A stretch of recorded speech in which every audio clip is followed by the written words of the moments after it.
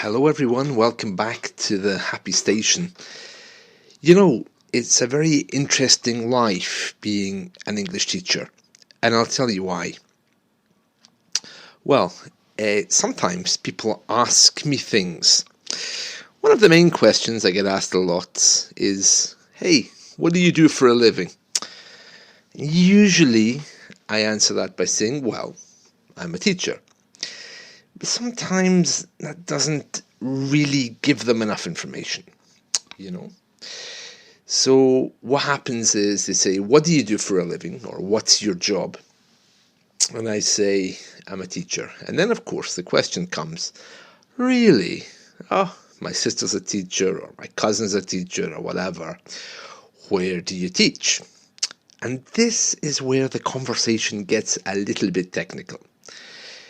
Because I say, well, actually, I teach online. Really? The person will say, I want to do that.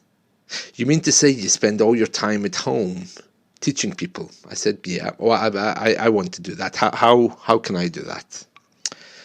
I said, well, do you have a teaching certificate? Are you a qualified teacher? No. I said, well, you can't do it then. Or maybe you could find a place online to do it. But if you have no teaching experience, I don't like going to work every day. I said, well, if you don't like going to work every day, you're not going to be very disciplined to get up for work at home every day, then are you? Yeah, but sounds really good. I said, well, it's not really good for your social life. I can tell you that much. So I've kind of given up saying I'm an English teacher now, because if I say it, of course, to someone who's not English, then the answer that I get is, oh, I want to learn English, teach me. Yeah, like I'm really Harry Potter, So there's a mixture of things. So now when people ask me, what do you do for a living? I simply say, I work in a bed shop. I sell mattresses. Mm-hmm. And it's so much easier than trying to explain that I'm an English teacher teaching English as a second language on Skype, not in a school. It's a long, there's just some days that I just really can't be bothered giving them the whole explanation, because it kind of turns into an interview, and inevitably, I want to do that. I was at the doctor's the other day, and I had to get some blood taken. So I was there. They took my blood, and the woman said, so, day off work today? I said, no, I'm just going home to start at 12. And she said to me, really? What work do you do? I said, I'm a teacher. And she said, really? I said, yeah. And of course she said, my sister's a teacher. Where do you teach? I said, actually, I teach on Skype. Really? And you do that all day? Yes. I want to do that. I said, what, you're not happy being a nurse? She said, well, it just would be really, really good if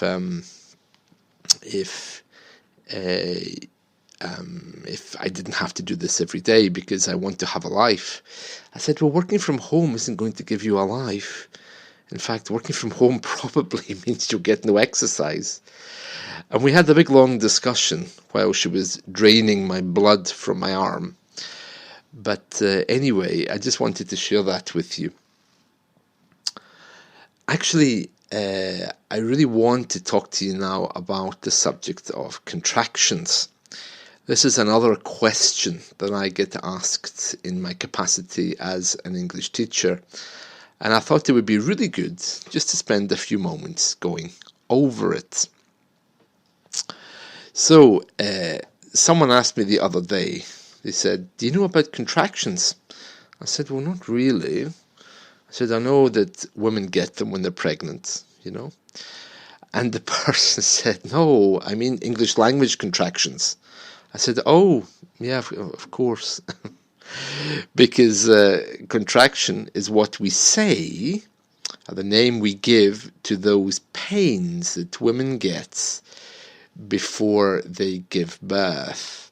So if you're married, or if you live with someone who's pregnant, or even at work, and suddenly they say, oh, I'm getting contractions, they're not talking about English grammar. They mean that the baby is about to be born, so they're looking for urgent help. So that is the meaning of the word, contractions. But I want to talk to you a little bit about these because they can be quite confusing in English grammar. A contraction in English grammar is a shortened form of one or two words, one of which is usually a verb. In a contraction, an apostrophe takes the place of the missing letter or letters. Some contractions are I am, I'm, I can't, cannot. How's your father? How is your father? And ma'am, madam. You know, in English culture, if we respect a woman a lot in a professional capacity, we call her ma'am. I haven't had that here in English, British English, for a long time, but in American English, it's still quite major. You know, if you ever watch an American soap opera, they often talk about hello sir, hello ma'am, but we don't usually use it here. One of the reasons why we don't usually use it is because it can often be confused with mum. Because in British English, as you know, we say ah. But in American English, they don't have the ah sound, they have the a sound always. So mom, which sounds like mom, in American English is ma'am. So, and I have no idea what they call their mothers. I don't know if it's mum or if they just say mother or whatever. A better example would be France. An American would say France. So ma'am for us sounds a lot like mum. So generally we don't use it. Don't is a good contraction. It's short for do not. The apostrophe in don't takes the place of the missing O. And another example of that is, for example, o'clock, a contraction of the clock. Okay, a less common example of a contraction is one that we use in Halloween, jack-o'-lantern, which is short for jack-of-lantern. In that, the apostrophe is taking place of the missing F. But you don't usually get to hear those in contractions. Usually, it's simply I'm, I am, I'll, I will, I'd, I would, I've, I have, I'd, I had, you are, you'll, you will, you'd, you would, you've, you have, and you'd, you had. And then it goes on. He's, he'll, he'd, he's, and he'd. Okay, so for example, she's nice, she'll do it. She'd like to, but she can't. She's a new pair of shoes. She'd been there already. So that gives you a kind of idea. It sounds very confusing, but actually it's not. Let me just run through some examples of what we've spoken about. So I'm the teacher. I'll make sure you get home safely. I'd like to teach the world to sing. I've a cat. I'd a dog when I was a little boy. You're very young. You'll be a good radio presenter. You'd like that. You've been here before. You'd better behave. So these are just a few examples of contractions. And the list is absolutely endless. I mean, there's contractions for everything. But the golden rule is we never, ever write contractions. If it's a very quick text or an email to a friend, you can do it. But never use them. in business English. Quotations, it's okay if you're quoting someone's words. So you'll see it a lot in novels and in books. But it's really important that you don't ever use these in written English. And likewise, it's just as important that you do use these in speech. It's expected that you'll use these in speech with everybody, business or not. Okay, because it sounds like you're shouting if you don't use them. A really, really good website about contractions is enchantedlearning.com. I'm not sure if you know the grammar website. There's a grammar website for English called enchantedlearning.com /grammar/contractions. So that's a very good site if you're looking to study this in more detail. I'd definitely recommend that one. So today we've been spending some time just talking about contractions, and I hope that you've enjoyed this, because I've certainly enjoyed presenting them to you. So as you know, this broadcast, can I call it broadcast if it's on the internet, is coming to you from Paisley in Renfrewshire in Scotland. It's a town situated in the west central lowlands of Scotland. It's located on the northern edge of the Glenifer Braes, which is a series of hills connected to the town. The town borders the city of Glasgow to the east, and it has a river running through it, which is called the White Cart, which joins Scotland's main river, Glasgow's main river, which is called the River Clyde. It's been very busy these days here in Paisley with the Halloween festival, and I'm pleased to say that the Guy Fawkes festival is now over as well. It was like Gaza here last night. Explosions everywhere in the sky, honestly. But I'm pleased to say things have calmed down now. Although even as I'm speaking, I can still hear the faint noise of fireworks in the background. Paisley is the administrative centre for the council area. That just means that one of the government offices is based here. And in fact, I'll be getting married in that government office in, 27 days? 28 days, I think? No, less than that, actually. Yeah, 22 days, I think. I get married in the council offices. I'll try and take some pictures. Or I'll get someone else to do it.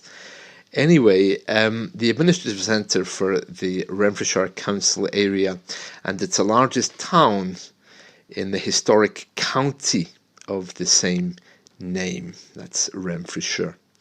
Paisley, as I've mentioned before, is often called Scotland's largest town because under UK law, to be a city, you have to have a university, a cathedral, and permission from the Queen.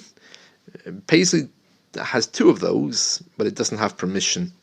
But I'm not sure it's so relevant these days, so it's still referred to as a town. The town became prominent in the 12th century with the establishment of Paisley Abbey, which was an important religious hub, which formerly had control over other local churches. I don't really get why it's so important now. I mean, it's a lovely place. I really enjoy going there, but I'm not sure. I mean, it's a lovely building, but I don't understand why people still see it as an important place, because religion generally doesn't have importance here. By the 19th century, Paisley was a centre of the weaving industry. Have you heard of Paisley pattern? Well, that started here, and the town's association with political radicalism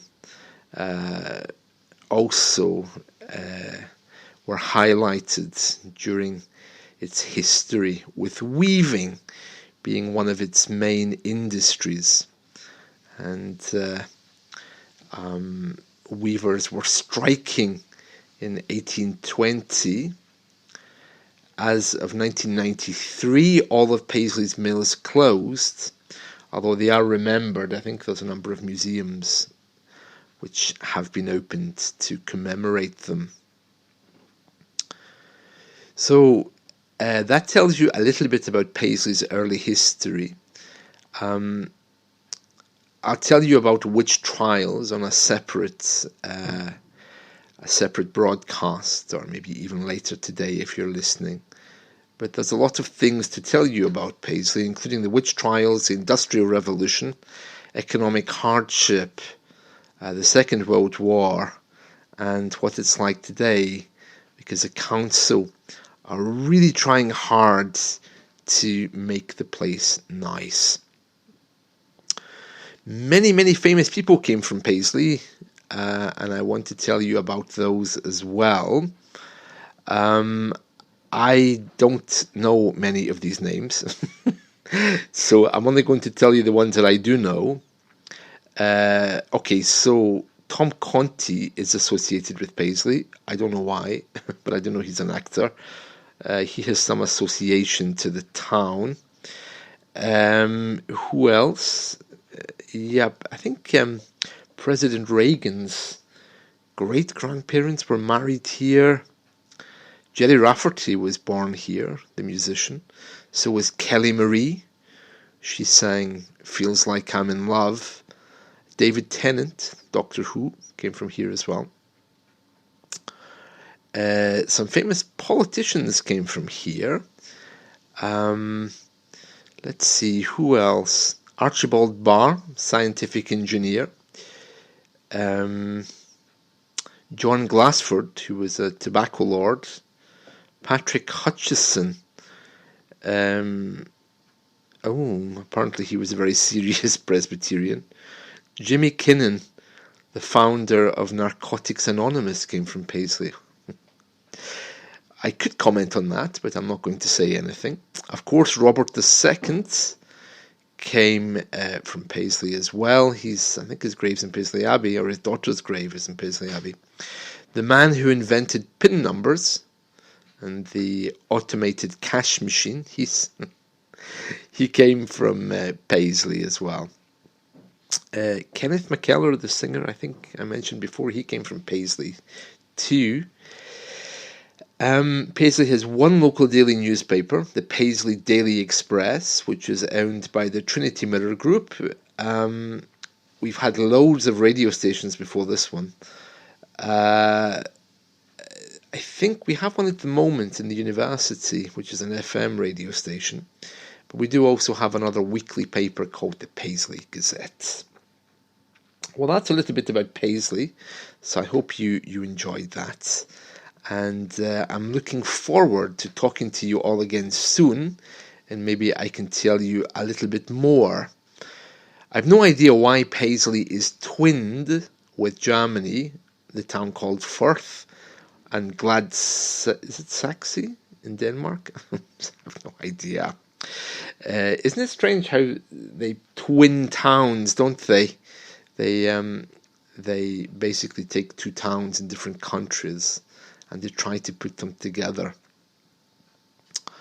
But it's just Paisley's next to the airport, and I'll be telling you more about that another time. So I hope you've enjoyed this podcast about contractions, and let's talk again soon. And I'm looking forward already to sharing more information with you about my town. If you want to write to me, please don't forget that you can contact me on my website, teacherjoseph.com, Facebook, English with Joseph, Twitter, Teacher Joseph MC. Plenty of things to see on my website, including my social media. So I hope you enjoy all of those. And I'm looking forward to talking to you all again soon. Have a pleasant day, and a very good morning, good afternoon, and good evening to you, wherever you are and whatever you're doing. Bye-bye.